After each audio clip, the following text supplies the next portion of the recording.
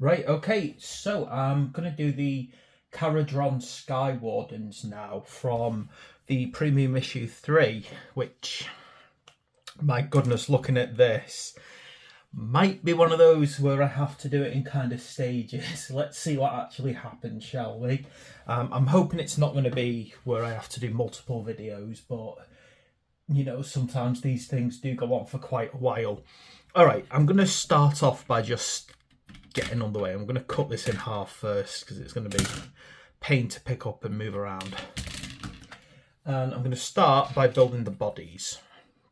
So we need to begin with number 1 and number 2, which is this here. It looks a bit difficult to get out as well, so I'm going to have to cut it quite wide on some points and then kind of trim it down later.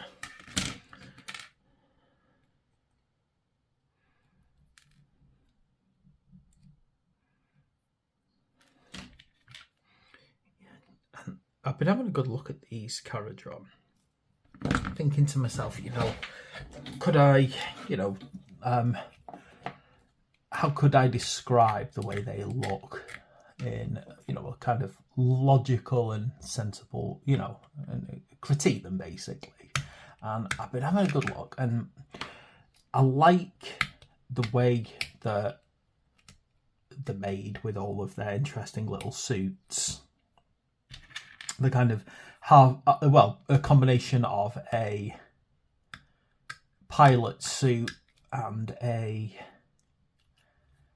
piece of armour basically combined together. Now, it's a functional piece of kit, as you would expect for anything that is related to the Duradin.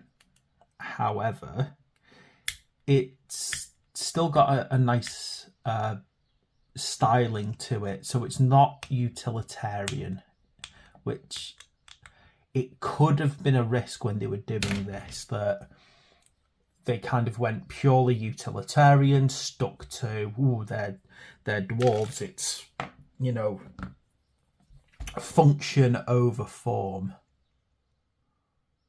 I think I've got that right anyway, yeah. Yeah, function over form sounds about right, doesn't it? Which it is, you know, it's a functional piece of kit, but then on top of that, it's got certain embellishments. It's got, you know, nice little pieces of styling in there, making it not just look dull and boring. Let's get the legs out here, 3 and 4. Now, as I understand what this unit is, the Skywardens, there's definitely a suggestion that, along with being a slightly more elite type of troop, it seems like they also act as guards for senior Kharadrons. And I'm reading Git Slayer at the moment, and I won't do any spoilers on that book, but yeah, it does seem that these guys kind of turn up as a retinue, a defensive retinue for senior Kharadrons. So, as I said, it's quite a cool little set of miniatures, and you can see, you know, it's definitely very, very clear here. They are, you know, functional pieces of kit, but as I said, they've done them in a way that isn't just very dull, one size, you know, one style and nothing else. So I'm quite pleased about that. Okay, so moving on to body number 2. So we've got 5 and 6. These are one of these little pieces. When I see something like this that's separated in 2, part of my head goes, why did it need to be 2 pieces? Just adding work.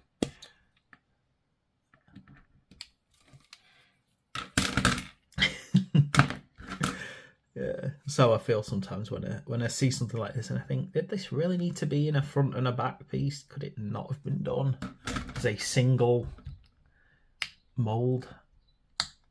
And I know I'm not an expert on this, so I don't actually know why, and I can't claim to actually have special knowledge of this. I don't even have a 3D printer, so I can't even argue the claim from a 3D printing point of view, to be quite blunt about it.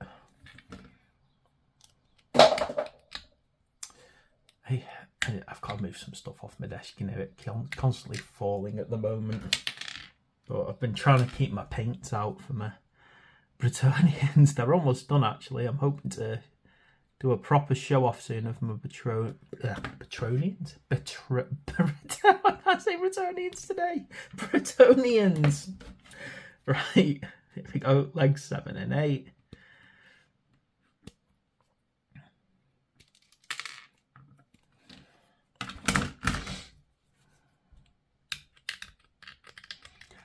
Anyway.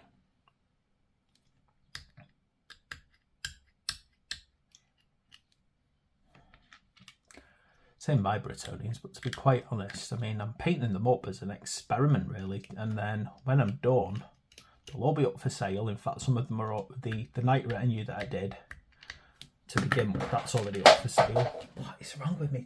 Why am I dropping everything?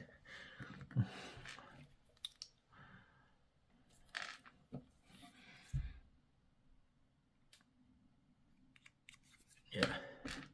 Fortunately, I love my hobby, but I like to build pretty much everything I see. So because of that, I need to buy, build, paint, sell, so I can buy more. And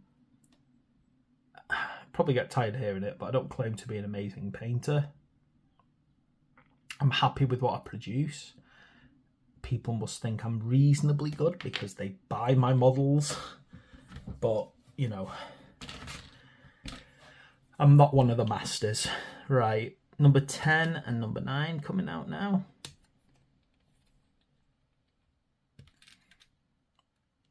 Wish I was one of the masters, but being a pro painter is more than just about being able to paint well. It's about painting consistently well and very quickly. And that is probably where I fall down the most. I can paint well, or I can paint slow, fast, sorry, or I can paint fast, and I can't do both simultaneously, unfortunately.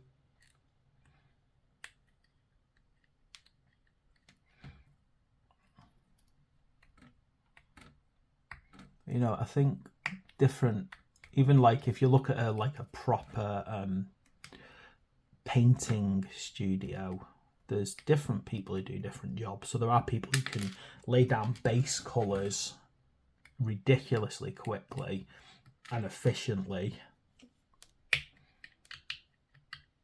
without lots of mess. And I'm sure what happens is that, you know, everyone just gets given the job that they're best at. Although, imagine having to rattle off a huge number of miniatures at a ridiculous rate is not exactly a fun thing. Sure, it's fun at first, but I think after a while it probably becomes a bit dull. Alright, and then 11 and 12 here.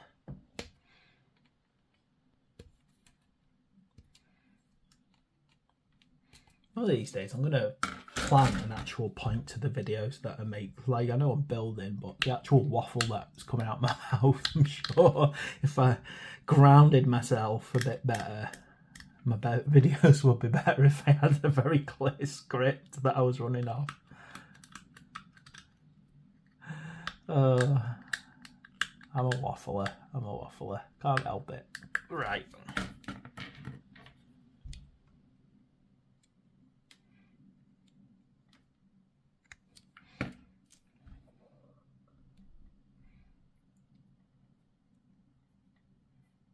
Nope, helps if I put it the right way around. Go on.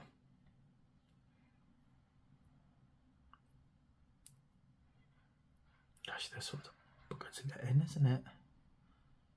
Like that. There we go. You have to push it a bit and click it.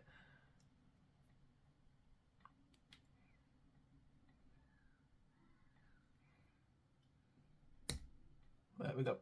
Nice. Okay, so there's our main bodies done at the moment.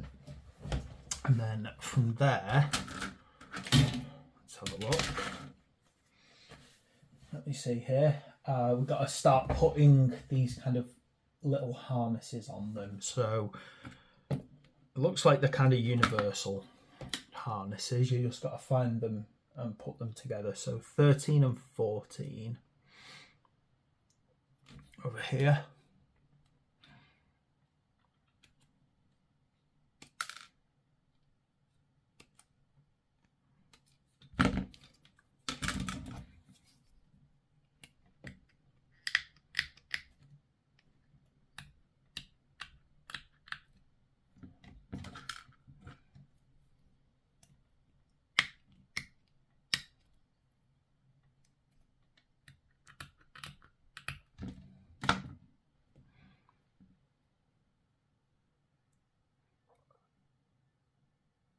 Let's have a look how this thing goes. So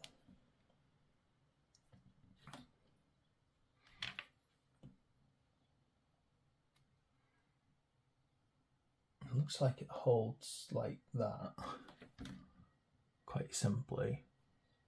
So there's like a little resting point. Now I'm not going to deny this. This looks like it's going to make painting difficult, but I still think I can manage. And then I think as well, a bit of glue there will help too, just to secure it. Then it pops in there, pops in on this side, and then holds together there. Right, and we got 2 more of those to do, so I need to find 15 and 16 now.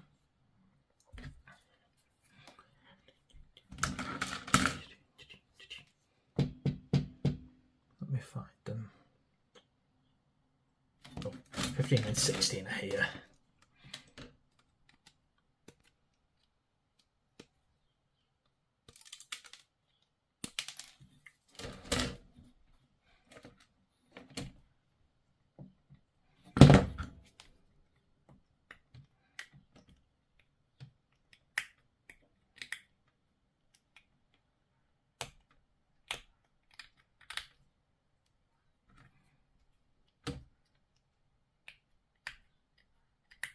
I don't know why, but I don't watch the Muppets, but I've got the Muppet theme tune stuck in my head. I'm trying to resist the urge to hum it out loud. I don't know what caused the Muppet theme tune to decide to go live in my head.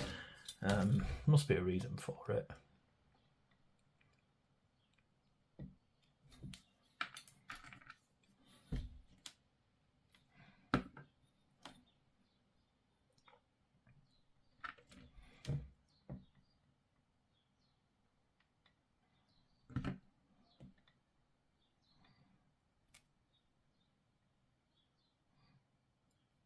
And just make sure that they've lined up properly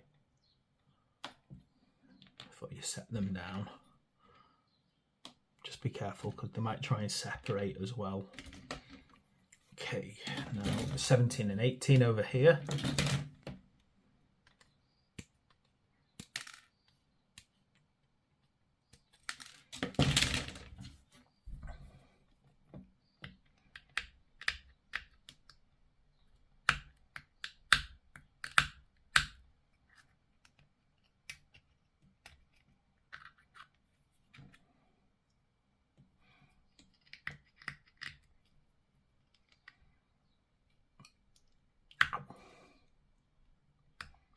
Clean off. And same again, we just got a little bit of glue there. And glue in these points.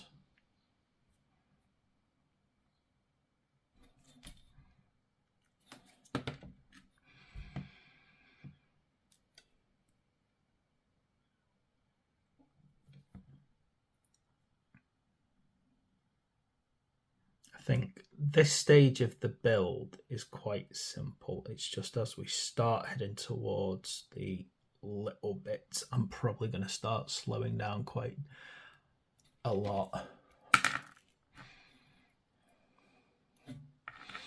It's not helping that I'm having a stupid fingers day. All right. now the backpacks. So all of these backpacks basically, and then they can all just pop on. So 29, 28 and 27. 29. I'm just gonna get them all out together.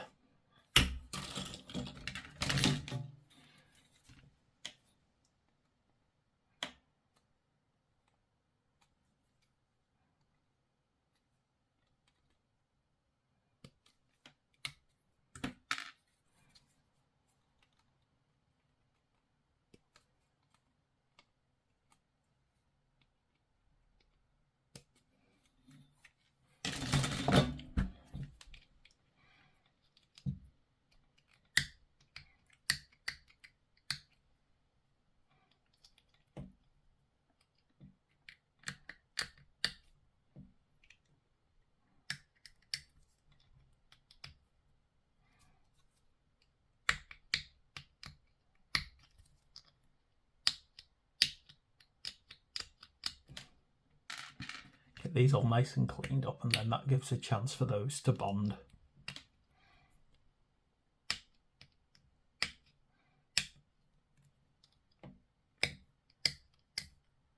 I love how these look like.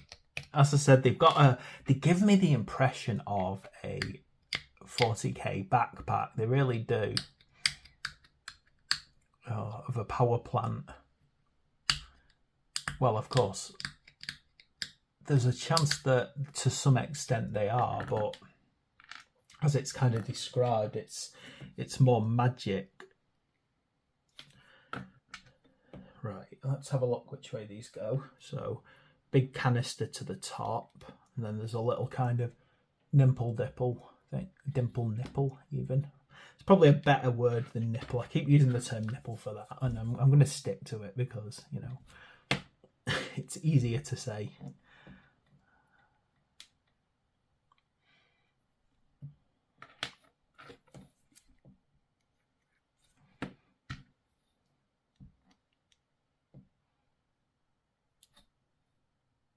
Right, and now we've got to get these, what I assume are rudders, so 30, 31 and 32. Now just look carefully here, because you just got to make sure you don't accidentally cut off things like that.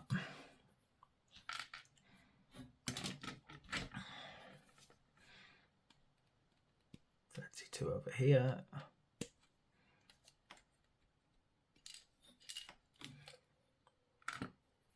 Now, where's that last one? Here it is. 31. Again, there's like a little part that's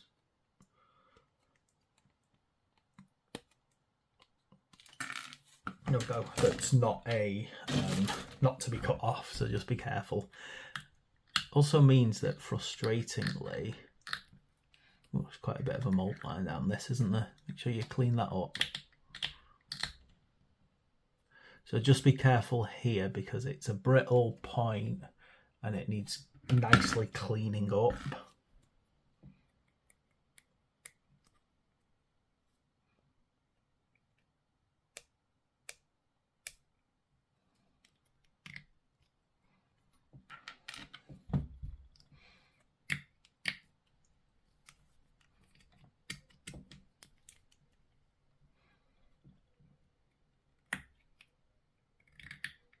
You know what I'm really hoping? I'm really hoping that when they redo the Skaven for Age of Sigmar, which I suspect is going to happen eventually, because the models are all pretty much from the old world range.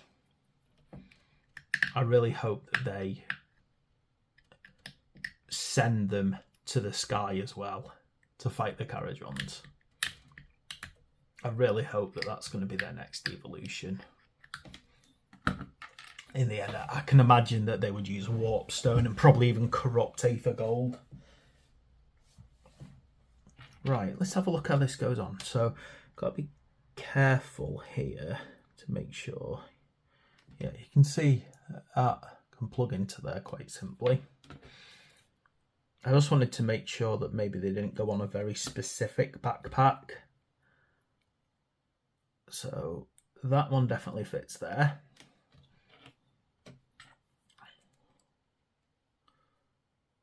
Again, yeah, that definitely fits in there, no problem.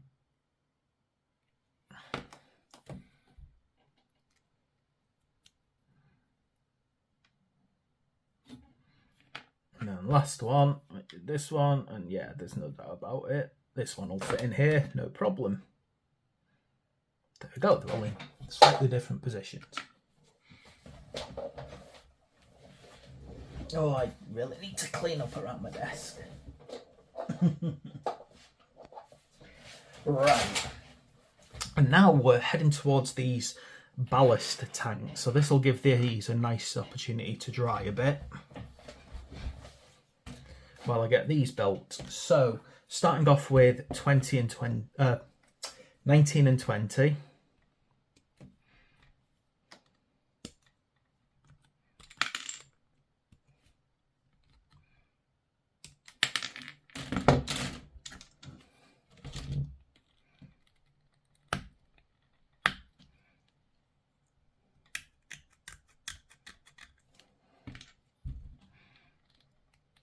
And again, it's these kind of, I'm not calling them balloons, they're ballast, aren't they? Well, I think that would it be fair to call them ballast tanks? Aether tanks, which causes the floating.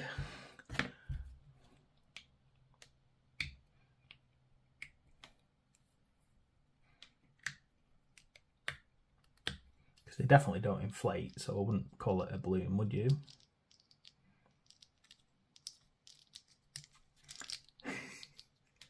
There we go.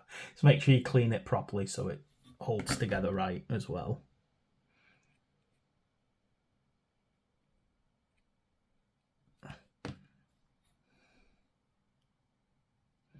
And just make sure that that's lined up correctly. And then we need 21.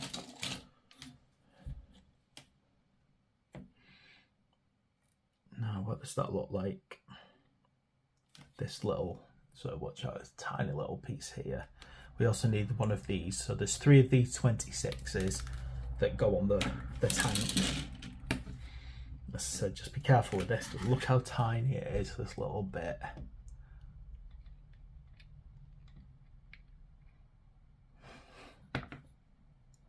Definitely something easy to lose and hard for me to actually show on a camera how to put it on. So it looks like it goes into there.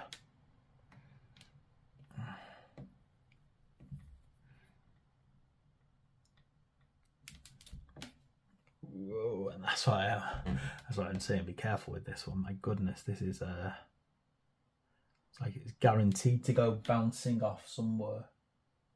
I think. So looking at it, a little bit of glue in there. Now, careful with the positioning of it as you go. It feels like it's an exhaust point looking at it.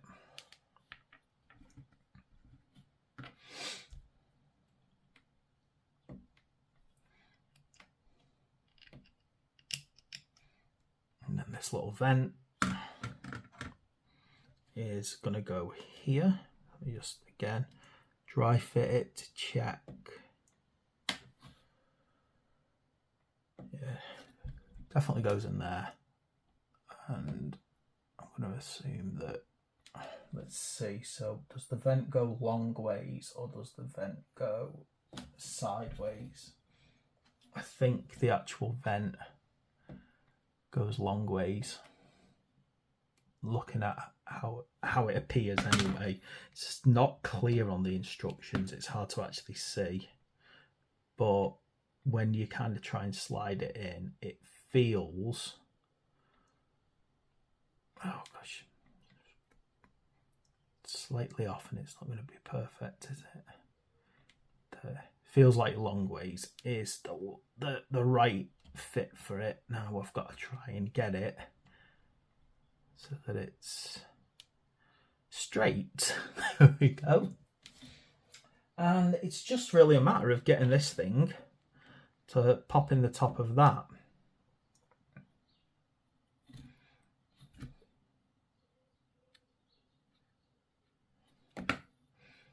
So hopefully now that we've done one, it's just a matter of building the rest just as easily. So 22.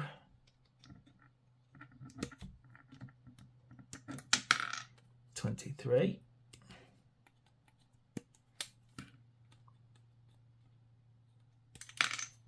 And then I won't take that. I won't take the other little bits out yet because they're just so small. They'll be so easy to lose by accident, won't they?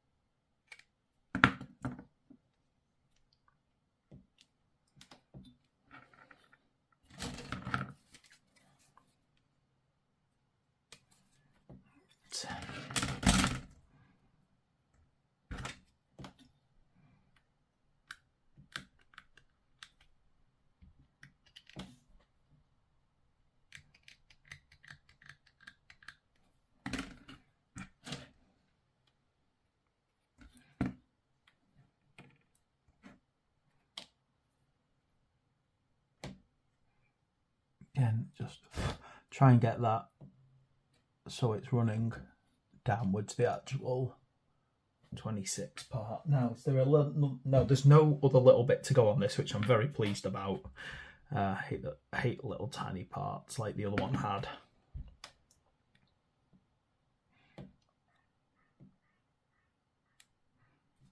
Put that on, and we are heading towards the other one now. So you know what? It's 25 and 24. It's going to be a long video, this one, but not so long that I'm not sort of,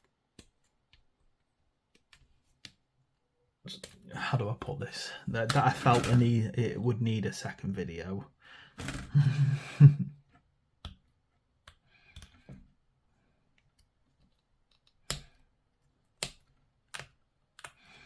It's the sky ship that I'm wondering about. That big beast, whether or not I need to do that in 2 parts. I'll have a good look at it. The thing is, the parts are quite large. So when parts are quite large like that, it's amazing how quick a job will go.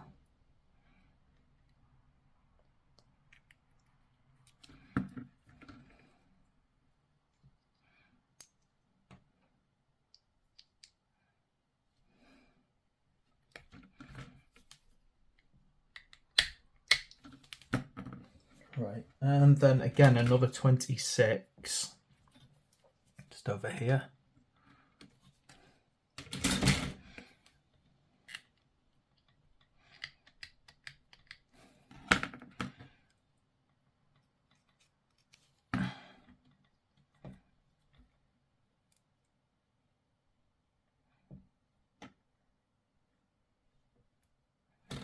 Get this glued on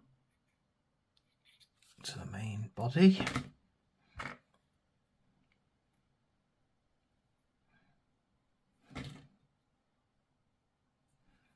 I said they're not actually going that slow for so many parts, but we're heading towards kind of the last little fiddly bits now, with any luck. Okay, now, choice of heads. So this is where we got to kind of have a look at where we're going, because there's a lot of different heads on this one. So I'm gonna go with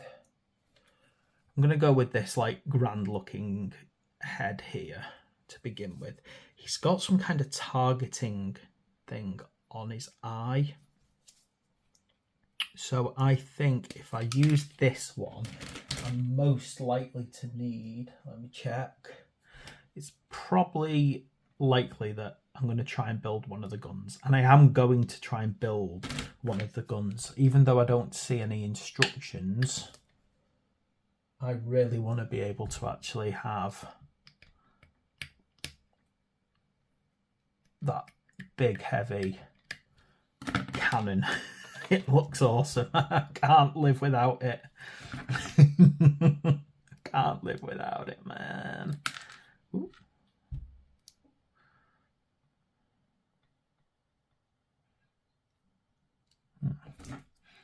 It definitely doesn't want to go in this body, does it? Look at that. Whoa. For the Kharadron. It's not the Kharadron, is it? It's the... Let's see what else we've got. I'm just deciding on heads. There's some really nice heads on this. I'll go for this one here, number 62. You can start to see the way, like, the combination of functional but not utilitarian has been added into this. So when we talk, I feel like I'm going to say something now that everyone knows, but what the hell? I'm a teacher. I'm allowed to talk endlessly, whether you like it or not. I don't think, that's not my teaching philosophy, by the way. But basically, when something is, utilitarian, it tends to be stripped down and purely about function. And these guys don't have that. There are embellishments, there are,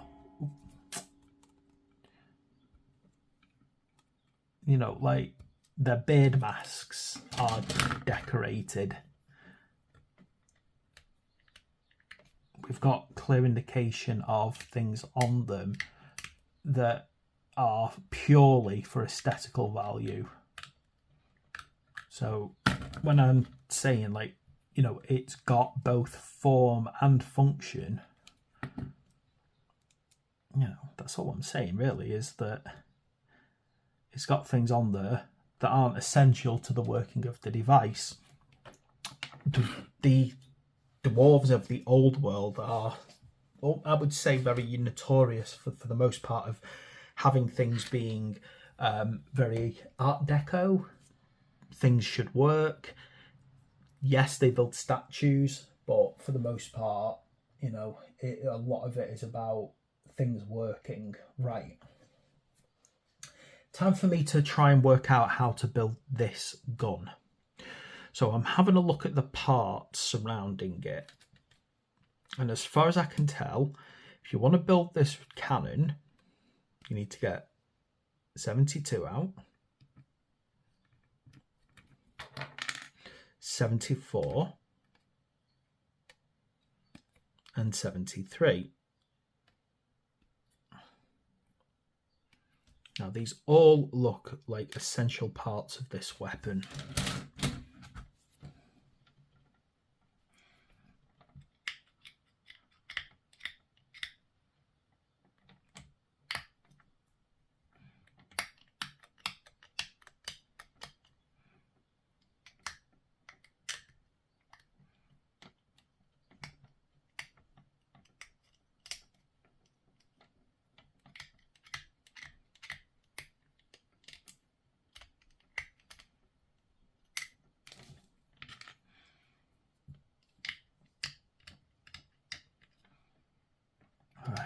Let's see what else we've got here.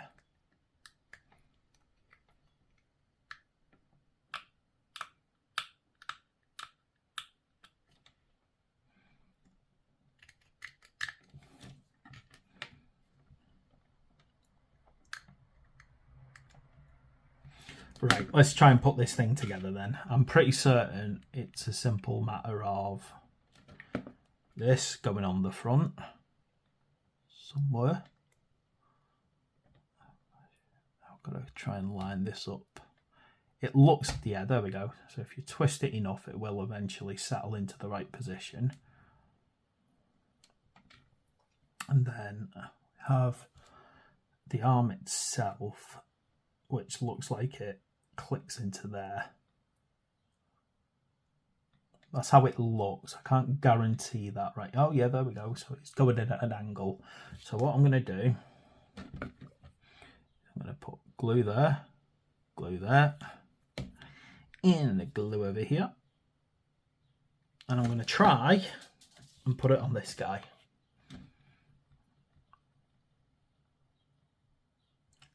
Let's just hope that this perfectly fits now. I think his beard is going to be a problem. It would probably also help if I'm putting the arms the right way around. Please don't let your beard be a problem.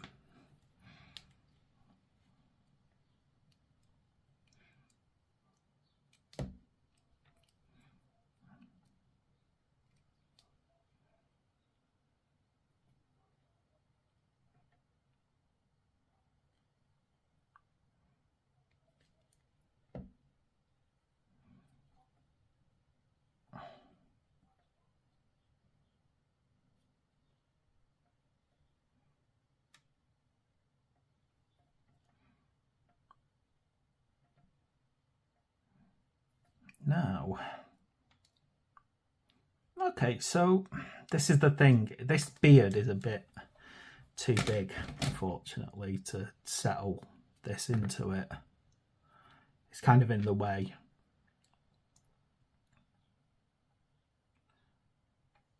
No, all right. Now, you can put it over the top, but I feel like what it does with that is it just kind of looks out of place. So I think what I might have to accept here is if I want that cannon, I may need to use a different head. Let's see what other heads we've got that could replace this one without the big beard being in the way, eh? Just going to grab this one here, and if I have to try a few different beards, I will do.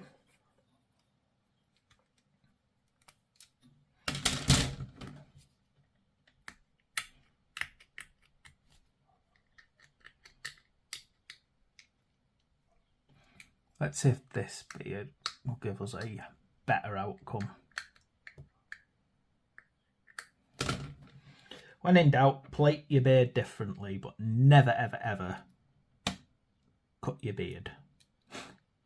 There we go. That's better. Okay, it's still slightly over it, but it's in more of a logical position, and it means that I can twist that head so that it's looking down the barrel, basically. That's better. That looks right. I'm happy with that. Okay, so got to put some of these arms on as well. So I'm going to grab 41 from here.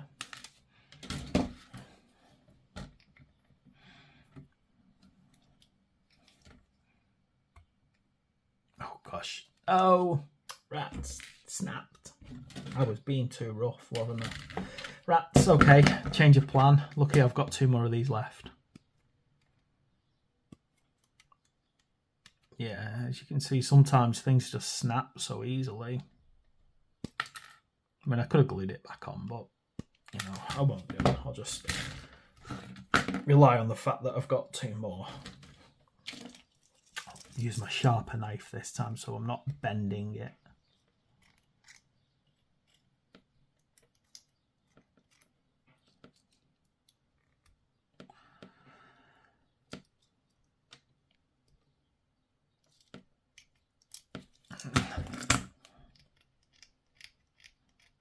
I have quite a fear of using very sharp knives because of the time when I was in my early 20s that I thought, you know, trying to cut metal with a proper knife was a good idea, and I ended up going to A&E because the cut was so deep and so broad. Yeah.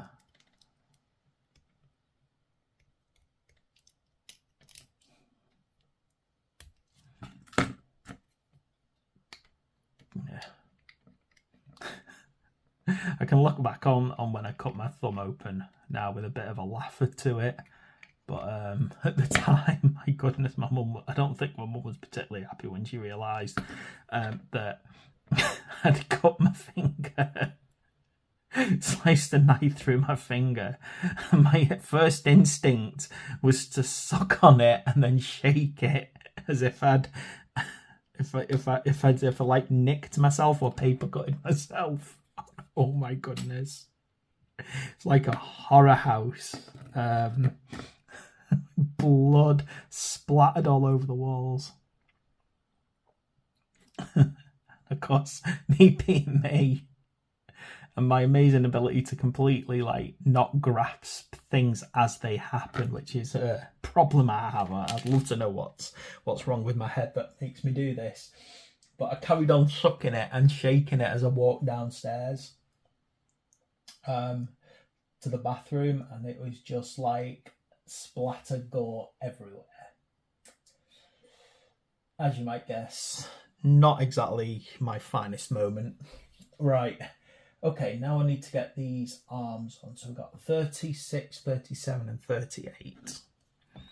So basically any of these guns. So here's right, hang on. So let me check. Yeah, 30, oh no, that's 46 was 36. Here they are. 36. Anyway, so yeah, complete and utter mess everywhere it was as I went around shaking my thumb as if I'd just paper cut myself, when in reality I'd sliced all the way through pretty much to the bone on my thumb.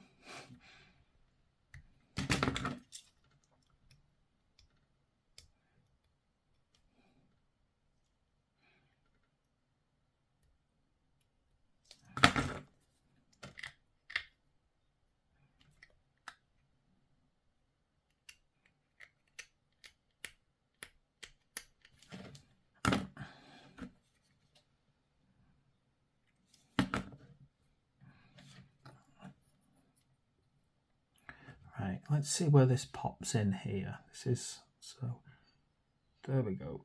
It kind of heads into that part there. Probably good idea just to put glue on there too, just to secure it a bit more.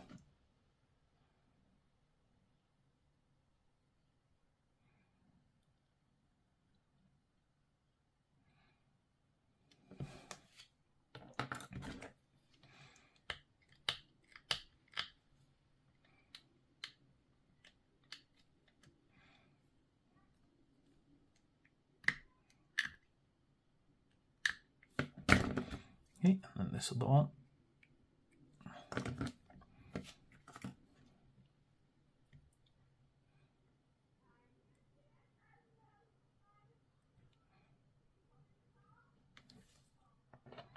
I think, oh gosh, that's good. Now, I think if I just kind of pop that back together, I think now we're just onto these weird little mines, and I'm sure these are mines. So 75, 76 and 77.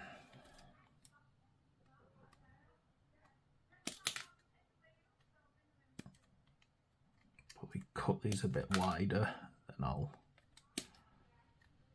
sort them out.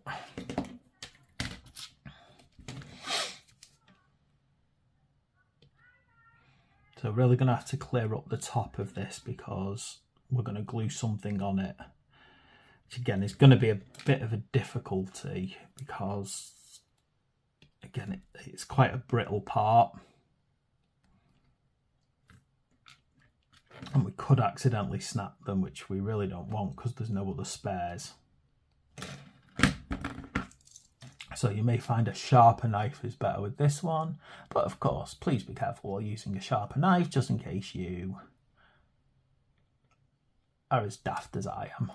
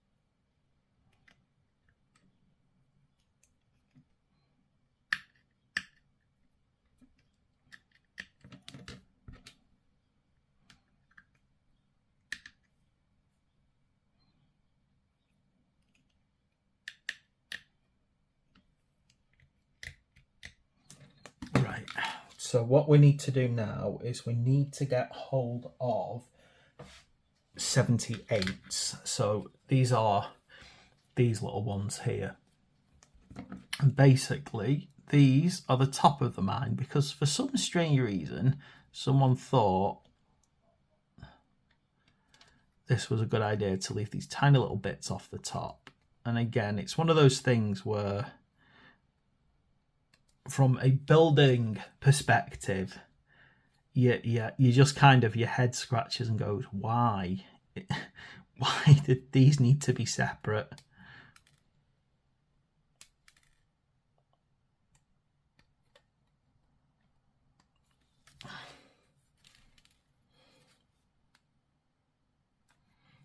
And of course, they're tiny as well, so easy to lose little bits like this.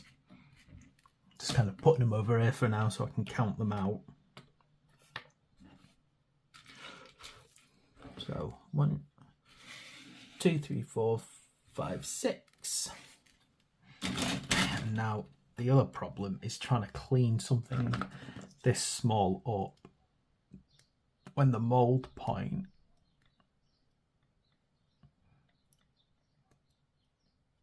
is in a strange little place.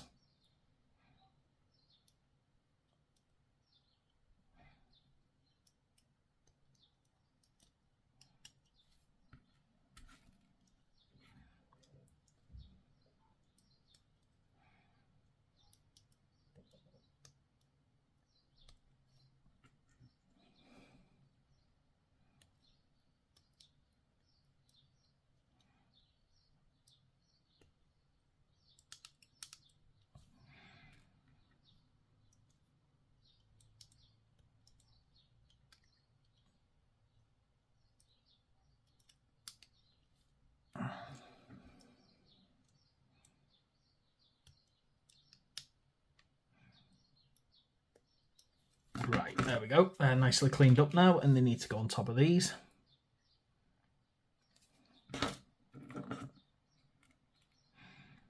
I think the other thing is making sure, I think the right way to do it is to have, there we go, so that the tops of them, basically, so the spokes create an 8 point, basically.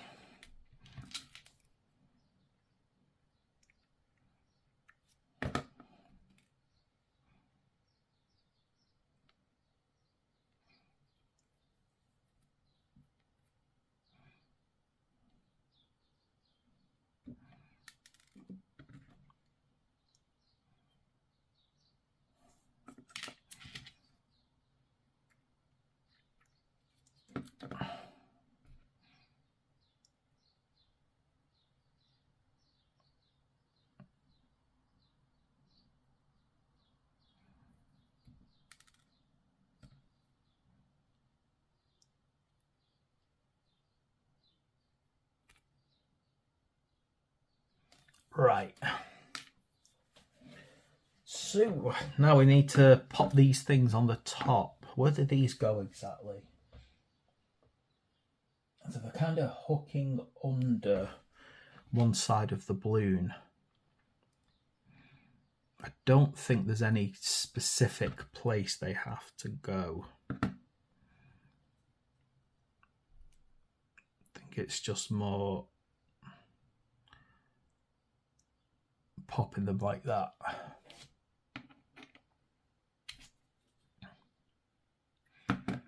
And it'll just follow the grip of the other side of the balloon.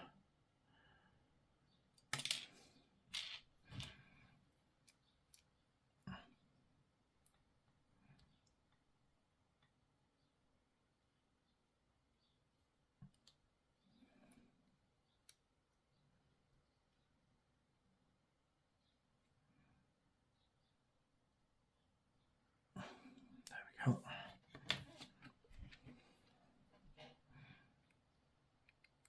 Now, what I did realise is I'm not sure where I've put the flight stand to these. I've actually realised that I can't seem to place where I've put them. In my my disorganised state that I'm in at the moment, I seem to have put them somewhere and I can't work out where I've put them. So let's have a look at it. Anyway, next thing to look at is there's a kind of a collection of little tools that you can add to your guys just to give them a bit of variety. I myself am not inclined to put little things like this on models until I'm basically ready to paint. Now there might be some exceptions, like this one here, the little drill bit. Ones like this probably wouldn't be much of a problem to put on right away. But then there's some other tools that are a bit too small and would make it difficult to get into certain areas. But ones like this could potentially be attached to little belt points like that. Wouldn't really see that as causing massive problems for painting if you put it on right. Just make sure you get it kind of where the belt joins. It does feel like it fits perfectly there. But there are some other little bits and bobs and tools that if you want them on, I would advise painting them separately and gluing them on later on. Now, I think other than that, I think we've actually managed to get these built. I think the only real big thing left to do is their flying bases. Again, you probably do not want to glue these in anyway at this point, because that's potentially going to make it a lot harder to paint, particularly if you're planning on spray undercoating, which I do.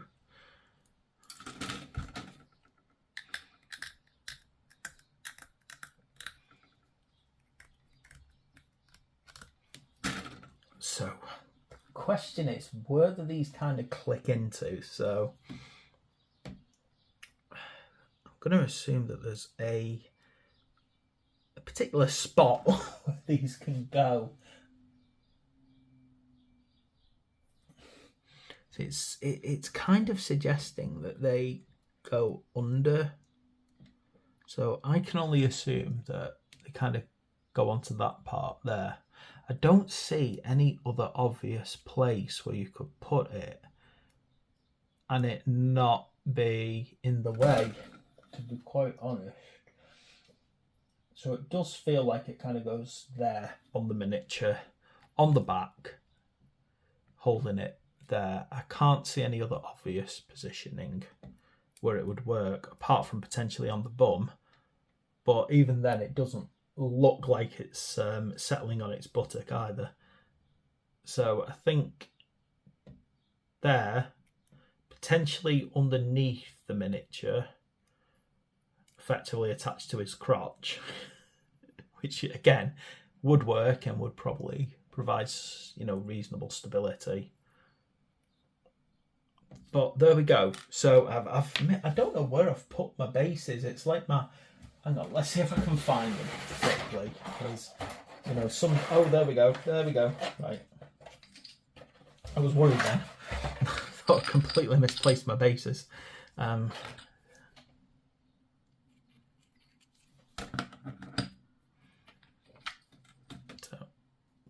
pop that on. Say push it more towards the back of the base. Try and make sure that it's in the right position as well. And that's it, basically. That's how we finish them off. I said I'm not going to glue these to the supports at this point, because I just find that it causes problems when I'm actually painting it later on. But there we go. That is our Kharadron Skywardens, and I think, you know, they look cool. I like them. They've got a very good look to them. I think the overall appearance is, you know, I just love the fact that they're so different to, you know, the other races, really. I mean, you know, the light. I said, I think in a lot of ways they would kind of not look out of place in a game of 40k, to be blunt about it. Okay, so there we go. That is our Kharadron Skywardens. Sorry for the hour-long video, but I think it's done and it's great. So thanks for watching. Please like and subscribe. I will see you in the next video.